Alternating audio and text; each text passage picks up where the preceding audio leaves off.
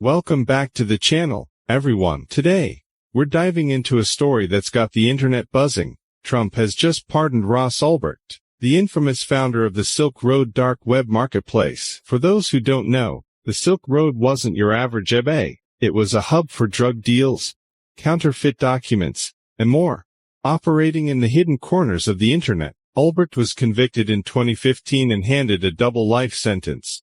No parole. Now, Trump has stepped in and said, "You're free." So, what's going on here? Is this about justice, politics, or something else entirely? Let's break it all down. First, let's talk about Ross Ulbricht and what the Silk Road actually was. Launched in 2011, this was a dark web platform where users could anonymously buy and sell, well, pretty much anything illegal. Drugs, fake IDs, even hacking services. Ulbricht, under the alias Dread Pirate Roberts, created this marketplace, claiming it was all about freedom and resisting government overreach. But here's the thing, this freedom had a dark side. The site facilitated over $200 million in drug deals, and prosecutors claimed Ulbricht was involved in ordering hits on rivals, though these murder-for-hire charges were never formally prosecuted. In 2015, he was convicted of drug trafficking, money laundering,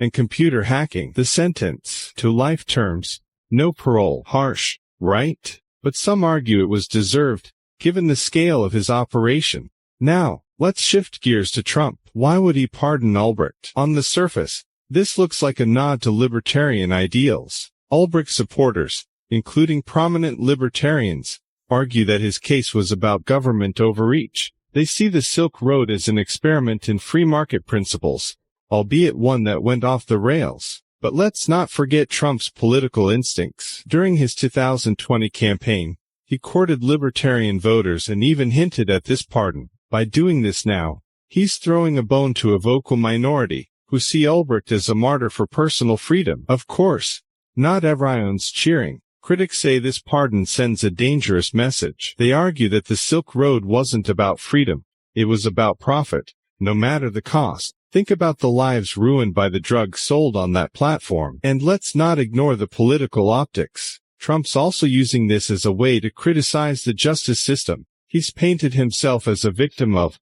weaponized law enforcement, and this pardon fits that narrative perfectly. He's saying, look, the system is corrupt, and I'm the guy who fixes it. But is this really about justice, or is it just another power move? That's the question.